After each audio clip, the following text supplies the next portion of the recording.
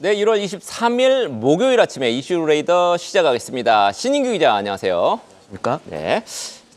잠을 많이 못 잔 것 같아요. 약간 추치해 보이는데. 아, 조금 부어 있나요? 예. 예. 갤럭시 언팩 때문에 그렇습니다. 예, 갤럭시 언팩 행사도 간밤에 나온 거 봤다고 하는데요. 조금 있다가 그거 관련해서 또 살펴보겠습니다. 오늘장 키워드 보겠습니다.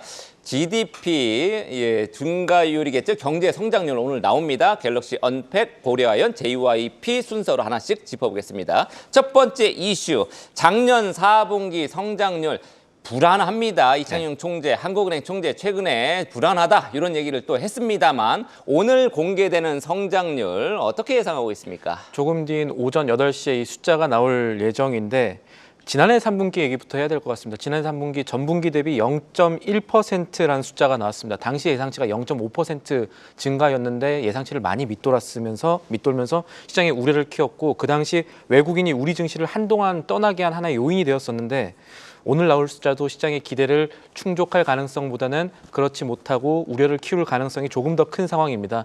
앞서 한국은행 조사국이 발표를 했었죠. 이 내용 따르면은 한은은 4분기 성장률 전망을 기존의 0.5%에서 0.2%로 낮췄습니다. 이 지난해 12월 3일 개업 여파로 실질 GDP가 이 기간 동안 1조 7천억 원 정도 감소할 것이라고 전망을 했는데 올해 초에도 역시 국내 정치적 불확실성 감안해서 연간 실질 GDP 중과분까지 낮춰잡고 있는 것을 감안하면 오늘 나올 데이터에 일단은 4분기 실질 GDP 감소분이 반영이 될 전망이거든요. 그리고 다른 기관들도 우리나라 성장률 전망치를 좀 낮춰잡고 있는 것이 살펴볼 부분입니다. 어제 세미나가 있었습니다. 자본시장연구원의 세미나가 있었는데 주제가 우리나라 자본시장 전망이었습니다. 여기서 이 우리나라 올해 경제 성장률 전망치가 나왔는데 1.6% 나왔거든요. 이거는 기획재정부가 보고 있는 1.8%라든지 아니면 글로벌 IB들 평균치가 1.7% 정도 되는데 이거보다도 낮은 수치가 최신 데이터로 나왔다라고 볼 수가 있겠습니다. 네, 올해 1.6밖에 성장을 못할 거라고 어제 자본시장연구원은 또 본 거네요. 네, 이게 역시나 국내 정치적 리스크 그리고 트럼프 2기 출범 이후에 나온 세미나였거든요. 이 트럼프 2기 이후 불확실성으로 철강 쪽에 좀 타격을 받을 것이다 이런 얘기들을 하면서 이런 관측을 내놨고 또 하나 살펴볼 것은 이제 지난해보다 높게 형성되어 있는 상장사 영업이익 전망치가 앞으로 좀 하향 조정될 가능성이 있다고도 자문위원이 봤습니다. 우리 앞에 놓인 이 불확실성이 이거는 기대 심리보다 클 때 나오는 보고들이고 얘기들이거든요. 그래서 우리 경제 체질이 조금 약해지고 있는 거 아니냐라는 걱정들이 조금씩 커지고 있는 가운데 오늘 나올 GDP 수치가 이런 걱정을 더 키울지 아니면 불식시킬지가 오늘 증시에도 영향을 미칠 전망입니다. 네, 지금 우리 지금 작년 4분기 성장률이 잠시 후에 나온다는 얘기인데 우리나라는 이제 직전 분기 대비입니다. 네. 한국은행은 0.2%밖에 성장 못했을 거다. 사실 요즘에 국제 유가가 계속 올랐고 원달러 환율도 고공행진했기 때문에 수입 물가 불안합니다. 이 와중에 지금 침체 여러 가지 얘기도 나오고 있기 때문에 우리 경제로서는 스태그플레이션 그런 얘기까지 우려까지 나오지 않을 수가 없겠네요. 자, 두 번째 이슈 하기 전에 지금 자막에 속보가 나오고 있습니다. SK 하이닉스가 드디어 4분기 실적 발표했습니다. 우리 기대가 많았죠. 역대 최대 실적 역시 냈고요. 작년 전체 매출이 작년 연간 기준 영업이익 23조 원. 흑자 전환, 그건 뭐 당연한 얘기고요. 작년 4분기에 영업이익 8조 800억 원. 와, 이건 생각보다 더 많습니다. 네. 증권가 전체적으로 8조 원 조금 넘을 걸로 봤는데 그거보다 더 역시 좋은 실적. 큰 틀에서 이렇게 부합이라고 나왔습니다. 봐야겠지만 절대로 나쁜 실적은 아니라고 생각을 해야겠죠. 좋은 실적을 내놨습니다. 사실 삼성전자가 전체 실적이 6조 5천억밖에 못 냈거든요. 하이닉스는 역시 HBM을 이렇게까지 바탕으로 해서 8조 원 넘는 실적을 내놨습니다. 증권가 예상을 상회하는 그런 실적을 내놨고요. 잠시 후에 이어지는 우리 전문가들과 같이 이슈앤 전략에서 같이 한번 이 이슈 다시 다뤄보도록 하겠습니다. 자, 다음 주제 조금 안타깝습니다만 삼성전자 얘기 좀 해야 되겠습니다.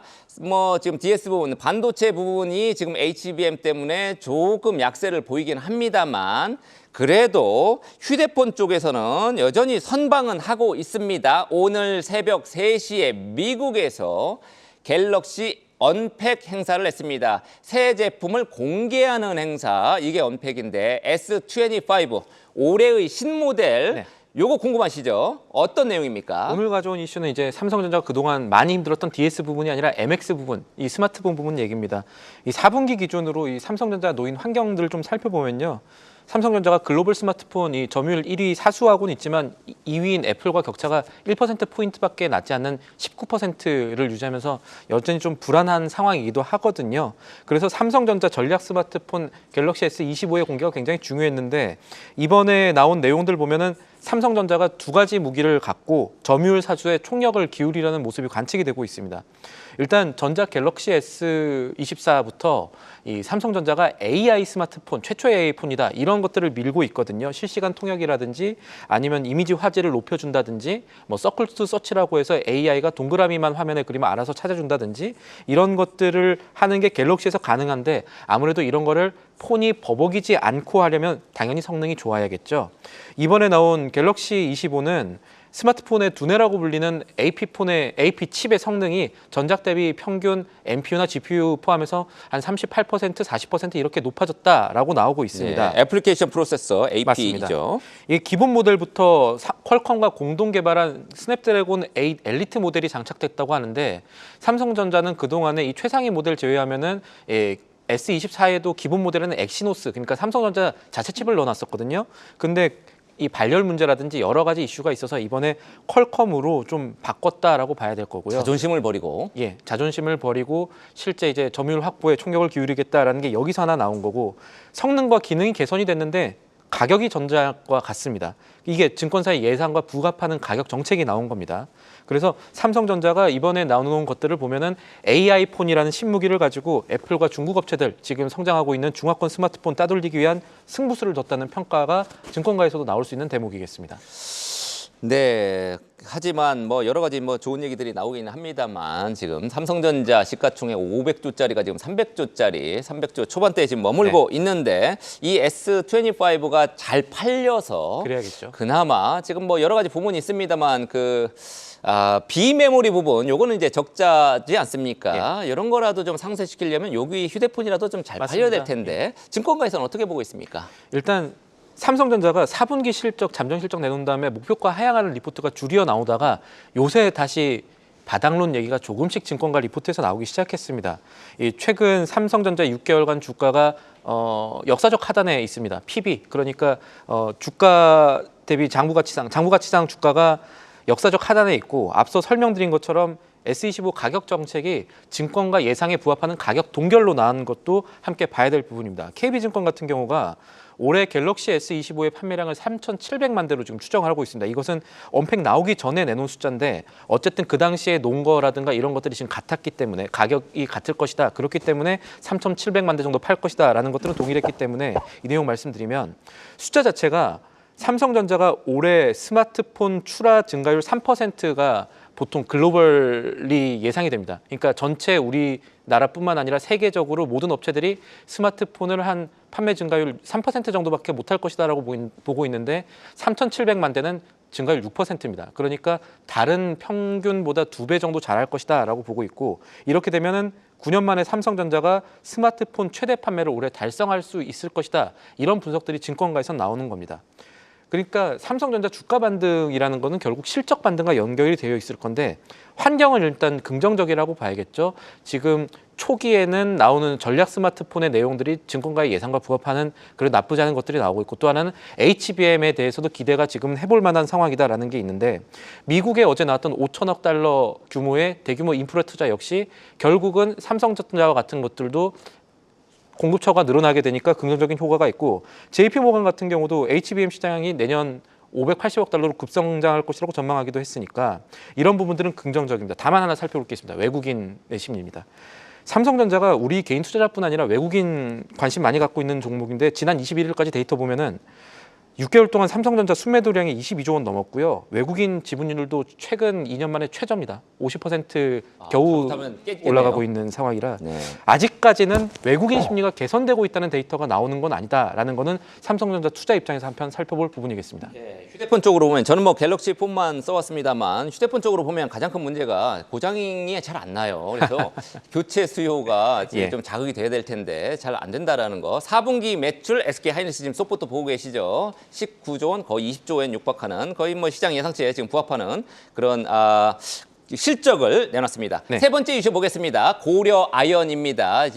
이 사태 지금 어디로 치달을지 진짜 예측 불허입니다. 어제 또 공시 나온 거 보면 참 재밌습니다. 오늘 임시주총 고려아연의 경영권을 놓고 임시주총에서 표대결이 예상이 됐었고 MBK 파트너스 쪽이 승기를 잡은 걸로 것이다, 사실상 이긴 걸로 생각을 했는데 그게 아닌 것 같아요. 지금 다시 보면. 아닌 것 같아요라고 지금 확정하기도 조금 어려운 상황입니다. 왜냐하면 법 해석이 좀 달려 있기 때문입니다. 저도 이거를 절박함이라고 봐야 되나, 이 고려아연 측의 묘수라고 봐야 하나, 아니면은 꼼수라고 봐야 하나. 묘수냐 꼼수냐. 이런 해석에 난감함이 있었는데 일단 내용부터 살펴보겠습니다. 어제 공시가 하나 나왔습니다. 공시 내용을 좀 쉽게 풀어보면 고려아연이 손자 회사인 SMC를 동원해서 현재 경영권 분쟁 중인 영풍의 지분 10%를 획득했다는 내용입니다. 이렇게 하면 우리 상법상 영풍이 고려아연에 대해서 갖고 있는 의결권이 제한된다는 게 고려아연 측의 논리입니다. 실제로 우리나라 상법 369조 3항에는 회사, 모회사 및 자회사 또는 그 자회사가 다른 회사의 발행 주식의 총수의 10분의 1을 초과하는 주식을 가지고 있는 경우, 그러니까 지금과 같은 경우입니다. 10% 이상의 주식을 SMC가 획득을 했으니까요. 그 경우에 다른 회사가 가지고 있는 회사 또는 모회사의 주식은 의결권이 인정되지 않는다는 내용이 있습니다. 그런데 이거 또 다른 측면에서 생각해 보면요. 이번에 SMC 영풍 지분의 획득이라는 거는 공정거래법상 엄격하게 막고 있는 신규 출자 전환 제한, 그러니까 재벌들이 적은 돈으로 그룹 전체 지배권을 유지하는 것을 막는 취지에 어긋나는 것 아닌가, 이런 논란도 가능은 합니다. 고려아연 측은 여기에 대해서 일단 이번에 영풍 지분산 SMC 같은 경우는 외국 회사이고 유한 회사이기 때문에 이것을 공정거래법상 순환 출자 규제에 적용되지 않는다고 보고 이 안을 추진했다, 이렇게 설명하고 있는데 이것을 금융당국에서 그대로 믿어줄지 한번 봐야 될 것 같고요. 그리고 또 하나 반대편인 MBK 측은 같은 논리입니다. 외국 기업이자 유한 회사에는 상법상 상호주 의결권 제한이 적용되지 않는다면서 고려아연 측의 영풍 지분 획득 자체가 효과 없는 행위다, 이렇게 맞서고 있는데 당장 봐야 될 건 이겁니다. 조금 뒤에 고려아연 임시주총 열리게 되는데요. 이런 주장들이 맞부딪혀서 결론을 내지 못하고 임시주총이 파행될 가능성입니다. 그렇게 되면은 그동안의 주가를 움직였던 경영권 분쟁 자체가 지금보다 더 길어질 수 있는 파급력을 가진 이슈가 어제 간밤 공시를 통해서 났다, 이렇게 보셔야겠습니다. 네, 고려아연하고 영풍하고 지금 경영권 다툼을 하고 있습니다. 고려아연의 기존 현 지금 대주주하고 영풍하고 싸우고 있는데 고려아연의 기존 주주 측이 이제 서로 지분을 갖고 있을 거 아닙니까? 고려아연의 기존 주주가 영풍 들고 있던 영풍 지분을 판 거죠, SMC에. 예. 이 판 게 10%를 넘었기 때문에 이게 의결권이 어떻게 될 거냐, 요걸 놓고 네. 재판까지 받아야 되는 그런 상황이 됐습니다. 일단 오늘 임시주총은 파행으로 그 치닫지 않을까. 가능성이 있으면 또 경영권 분쟁 때문에 주가가 출렁일 가능성을 투자 측면에서 생각해 볼 수가 있는 네, 것이겠죠. 지금 고려아연 주가는 꾸준히 지금 하향세를 보여왔습니다만 오늘 주총의 파행이 어떤 주가에 어떤 영향을 끼칠지 우리가 지켜봐야 되겠습니다. 마지막 이슈는 JYP입니다. 요즘 올 들어서 엔터즈 분위기 좋죠? JYP는 증권가에서 어떻게 보고 있습니까? 한국투자증권이 오늘 보고서를 하나 냈는데요. 지난해 11월에 이어서 또다시 이 회사의 목표가를 상향했습니다. 86,000원으로 상향을 했고요. 원래 그동안 JYP라는 회사에 대한 증권가의 걱정은 이거였습니다. 트와이스와 같은 고연차가 없이 신인들이 지금 잘 못한다라는 거였는데 최근 상황 보니까 신인 라인업들이 지금 괜찮아지고 있다는 겁니다. 일단 4분기 매출액 전망이라든가 영업이익 전망이 특히 영업이익 측면에서는 403억 원 정도를 봤으니까 컨센서스 대비 5% 정도 상회하는 실적을 이 회사가 기록할 것이라고 보고 있고요. 그리고 킥플립이라든가 넥스지 이런 신인 그룹들이 생각보다 초기 반응이 좋다라고 한국투자증권은 보고 있습니다. 여기에 이 엠믹스의 글로벌 팬 콘서트 투어 같은 것들이 이제 남미와 아시아권의 수요를 확인했으니 앞으로 잠재력이 더 있다고 본 것이고, 이런 것들이 결국 JYP라는 엔터주에 대한 목표가를 높이는 요소가 됐다라고 설명을 하고 있습니다. 네, JYP 주가 상승 기대하겠습니다. 지금까지 신인규 기자였습니다.